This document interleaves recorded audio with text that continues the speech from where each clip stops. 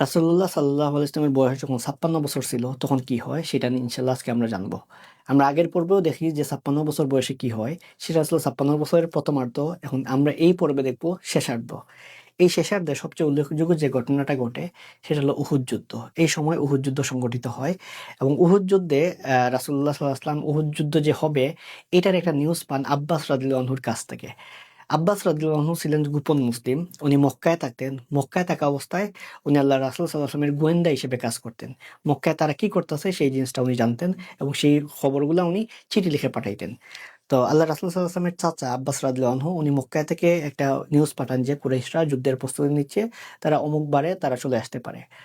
সেই নিউজটা আল্লাহ রাসূল সাল্লাল্লাহু আলাইহি ওয়াসাল্লাম ভেরিফাই করেন একজন সাহাবীকে দিয়ে এবং যখন শুনেন যে আসলে এরকম ঘটনা ঘটতেছে, তখন সাহাবীরা যুদ্ধের প্রস্তুতি নেওয়া শুরু করে।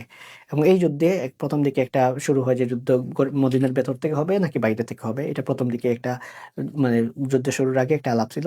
এবং ওই যুদ্ধে আসলে বদর যুদ্ধে যারা অংশগ্রহণ করতে পারে নাই, যেসব সাহাবী বদরে যাইতে পারেন নাই, তারা কিন্তু অনেক, তাদের মধ্যে অনেক জৌলুস ছিল, তাদের মধ্যে অনেক আবেগ ছিল যে আমরা আসলে ওই যুদ্ধে যাইতে পারি নাই, এই যুদ্ধে গেলে আমরা প্রমাণ করে দিব যে আমরাও কিন্তু আল্লাহর রাস্তায় জীবন দিতে প্রস্তুত।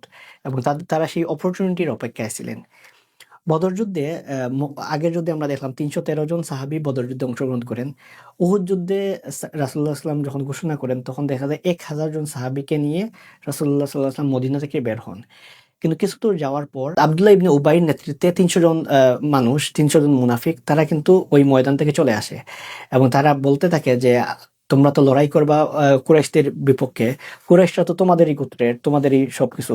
এখন যদি এমন হয় যে তোমরা লড়াই করতে যাবা কুরাইশদের সাথে, আর ওই সময় তোমরা সবকিছু এক হয়ে গেল, তখন আমাদের সাথেই তো তোমরা লড়াই যদি করে ফেলো, তোমরা যদি যুদ্ধে বিট্রে করো, তাহলে দেখা যাবে মারা তো যাবো আমরাই। তো এরকম তার দ্বারা অবিশ্বাস করে ৩০০ জন সদস্য তারা যুদ্ধ থেকে চলে যায়। তার মানে রইলেন মাত্র ৭০০ জন সাহাবী, যারা উহুদ যুদ্ধে অংশগ্রহণ করেন। কুরাইশরা আগে ছিল ১,০০০ জন বদর যুদ্ধে, আর উহুদ যুদ্ধে তারা হয় ৩,০০০ জন, অর্থাৎ তারা ৩ গুণ হয়। তো তারা আসে যুদ্ধ করতে। তার মানে আগের যুদ্ধে ৩০০ জনের এগেনস্টে ১,০০০ জন, আর উহুদ যুদ্ধে ৭০০ জনের এগেনস্টে তারা থাকে প্রায় ৩,০০০ জন, তারা অংশগ্রহণ করে। উহুদ যুদ্ধের সময় রাসূলুল্লাহ সাল্লাল্লাহু আলাইহি ওয়াসাল্লাম একটা নির্দেশ দেন। এটা নির্দেশটা ছিল এরকম যে আল্লাহ রাসূল সাল্লাল্লাহু আলাইহি ওয়াসাল্লাম ৫০ জন সদস্যের একটা তীরন্দাজ বাহিনীকে একটা পাহাড়ে পাঠান। যে উনি বলেন যে এই পাহাড়টাতেই যেন তারা থাকে এবং এখান থেকে যেন তারা না আসে। সেই পাহাড়টার নাম ছিল জাবালে রুমা। এটা আমরা উহুদের প্রান্তরে গেলে কিন্তু সেই পাহাড়টা এখন আমরা দেখতে পাই। ওইখানে পাঠানোর পর রাসূলুল্লাহ সাল্লাল্লাহু আলাইহি ওয়াসাল্লাম তাদেরকে বলেন যে যদি এমনও হয় যে যুদ্ধ শেষ হয়ে গেছে, তারপর তোমরা এই পাহাড় থেকে নামবা না। এটা আসলে রাসূলুল্লাহ সাল্লাল্লাহু আলাইহি ওয়াসাল্লামের কড়া নির্দেশ। এবং সেই বাহিনীর নেতৃত্বে ছিলেন আব্দুল্লাহ ইবনে জুবাইর রাদিয়াল্লাহু আনহু।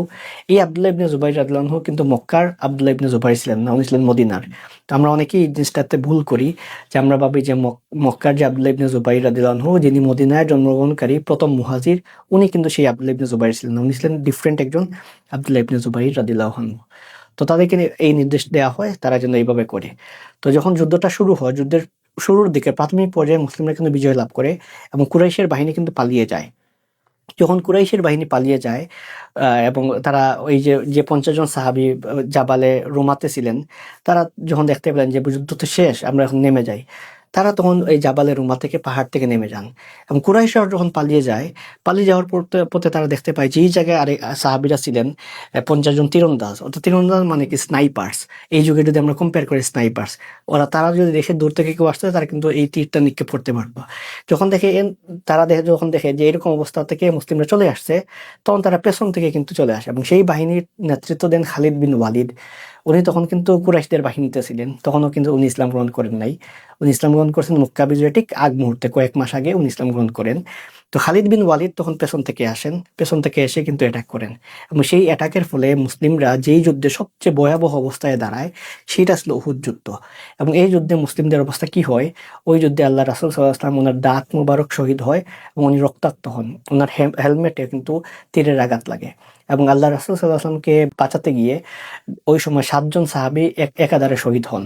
এবং এইরকম একটা অবস্থা ছিল যে অনেকেই ধরেই নেয় যে আল্লাহ রাসূল সাল্লাল্লাহু আলাইহি ওয়াসাল্লামকে তারা মেরে ফেলবে। এবং ওই যুদ্ধে রাসূলুল্লাহ সাল্লাল্লাহু আলাইহি ওয়াসাল্লামের একজন প্রিয় সাহাবী মুসআব ইবনে উমাইর রাদিয়াল্লাহু আনহু, উনি কিন্তু শাহাদাত বরণ করেন এবং উনি ছিলেন মদিনাতে প্রেরণ করা আল্লাহ রাসূল সাল্লাল্লাহু আলাইহি ওয়াসাল্লামের একজন অ্যাম্বাসেডর। তিনি রাসূলুল্লাহ সাল্লাল্লাহু আলাইহি ওয়াসাল্লাম যখন মক্কায় ছিলেন, তখন মদিনায় যাকে প্রেরণ করেন, সেই সাহাবী ছিলেন মুসআব ইবনে উমাইর রাদিয়াল্লাহু আনহু। এবং যখন এরকম একটা অবস্থা ঘটে যে মুসআব ইবনে উমাইর রাদিয়াল্লাহু আনহু যখন শাহাদাত বরণ করেন, ওনার চেহারার সাথে আল্লাহ রাসূল সাল্লাল্লাহু আলাইহি ওয়াসাল্লামের চেহারার মিল ছিল। তো ওনাকে যখন হত্যা করা হয় তখন অনেকেই ধরে নেয় আল্লাহ রাসূল সাল্লাল্লাহু আলাইহি ওয়াসাল্লামকে তারা হত্যা করছে। এবং তাদের জীবনের সবচেয়ে বড় মিশন সেটা অ্যাকমপ্লিশ হয়, তারা আল্লাহ রাসূল সাল্লাল্লাহু আলাইহি ওয়াসাল্লামকে হত্যা করে। নাউজুবিল্লাহ। কিন্তু এটা তো এরকম ছিল না। আল্লাহ রাসূল সাল্লাল্লাহু আলাইহি ওয়াসাল্লামকে তারা হত্যা করতে পারে নাই। এবং যখন যুদ্ধে গুজবটা রটে যে আল্লাহ রাসূল সাল্লাল্লাহু আলাইহি ওয়াসাল্লাম শাহাদাত বরণ করছেন, তখন কিন্তু অনেক সাহাবী হতাশ হয়ে পড়েন। অনেক সাহাবী বলেন যে আমরা তাহলে আর যুদ্ধ করে কি করব? আল্লাহ রাসূল সাল্লাল্লাহু আলাইহি ওয়াসাল্লাম তো তখন তো ইন্তেকাল করছেন। কিন্তু তখন আরেকজন সাহাবী আসেন, আনাস ইবনে নদর রাদিয়াল্লাহু আনহু। উনি ছিলেন আনাস ইবনে মালিক রাদিয়াল্লাহু আনহু উনার চাচা। তো উনি বলেন যে আল্লাহ রাসূল সাল্লাল্লাহু আলাইহি ওয়াসাল্লাম যেই পারপাসে ইন্তেকাল করছেন, যেই পারপাসে শাহাদাত বরণ করছেন, আসো আমরাও সেই পারপাসে শাহাদাত বরণ করি। উনি যুদ্ধের একদম ভেতরে চলে যান এবং উনার শরীরে ৭০টা আঘাতের চিহ্ন পাওয়া যায়। তার মানে উনি কিন্তু রাসূলুল্লাহ সাল্লাল্লাহু আলাইহি ওয়াসাল্লামের, এটা তো উনি গুজব ভেবেই কিন্তু উনি যুদ্ধে যান। এবং এটা তো আসলে ওই সময় এমন একটা অবস্থা ছিল, মুসলিমরা মার খাচ্ছে একদিকে আর অনেক সাহাবী বসে আছেন হতাশ হয়ে।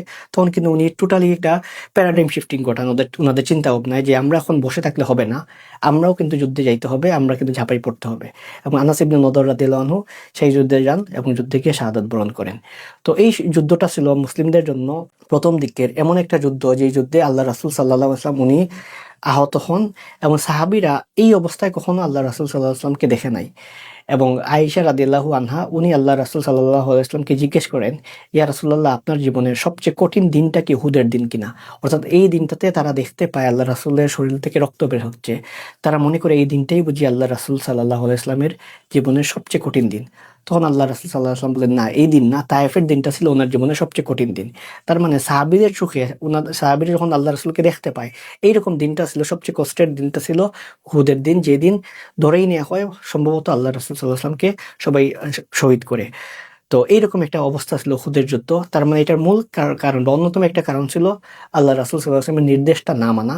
আল্লাহ রাসূল সাল্লাল্লাহু আলাইহি ওয়াসাল্লাম যেই তীরন্দাজ বাহিনীকে বলেন তারা যেন এখান থেকে নেমে না আসে, তারা এই নির্দেশটা অমান্য করার ফলে এই ঘটনাটা ঘটে। তো এই যুদ্ধে সাহাবীদের মধ্যে প্রায় ৭০ জন সাহাবী শাহাদাত বরণ করেন। তার মধ্যে অন্যতম ছিলেন রাসূলুল্লাহ সাল্লাল্লাহু আলাইহি ওয়াসাল্লামের চাচা হামজা রাদিয়াল্লাহু আনহু এবং আরেকজন ছিলেন মুসআব ইবনে উমাইর রাদিয়াল্লাহু আনহু। এরকম সাহাবীরা কিন্তু এই যুদ্ধে, অনেক বড় বড় সাহাবীরা এই যুদ্ধে শাহাদাত বরণ করেন। এবং এই যুদ্ধ শেষে যখন আবু সুফিয়ানের বাহিনী তারা ধরেই নেয় যে তারা বিজয় লাভ করছে, কিন্তু তারা আসলে একটু বিজয় লাভ করে দেয়, যদিও মুসলিমদের অবস্থা খারাপ হয়। এবং তাদের যে পারপাসের যে কারণে যে যুদ্ধে অংশগ্রহণ করে, সেই কারণটা তো তাদের অ্যাকমপ্লিশ হয় নাই। তারা যুদ্ধে এসেছিল যে ওই বাণিজ্যিক রুটটা পুনরুদ্ধারের জন্য, কিন্তু সেটা তো তারা করতে পারে নাই। তো এই যুদ্ধ শেষে আবু সুফিয়ান জোরে জোরে চিৎকার করে ডাক দেয় যে আল্লাহ রাসূল কি মানে আছেন কিনা, বা সে তো আল্লাহ রাসূল বলে নাই, সে তো নাম ধরে বলছে আবু বকর আছেন কিনা, ওমর আছেন কিনা। সে ধরেই নেই যে তারা শাহাদাত বরণ করছেন, তাদেরকে তারা হত্যা করে ফেলছে। তো এই একটা কনভারসেশন আমরা পাই যখন সে আল্লাহর বিরুদ্ধে একটা কথা বলে, তখন রাসূলুল্লাহ সাল্লাল্লাহু আলাইহি ওয়াসাল্লাম উমর ইবনুল খাত্তাবকে বলেন, এখন তুমি তার জবাব দাও। তখন উমর ইবনুল খাত্তাব সে জবাব দেয়। আবু সুফিয়ান বলে যে আগামী বছর ঠিক এই সময় এই ময়দানে আবার দেখা হবে আমাদের। অর্থাৎ আবু সুফিয়ান আগাম একটা যুদ্ধের ঘোষণা দিয়ে যায় ওই ময়দান থেকে। এই ছিল রাসূলুল্লাহ সাল্লাল্লাহু আলাইহি ওয়াসাল্লামের জীবনের ৫৬ বছর বয়স। অর্থাৎ ওই সময়টাতে আল্লাহ রাসূল সাল্লাল্লাহু আলাইহি ওয়াসাল্লামের জীবনে কি হয় সেটার একটা শর্ট একটা সামারি।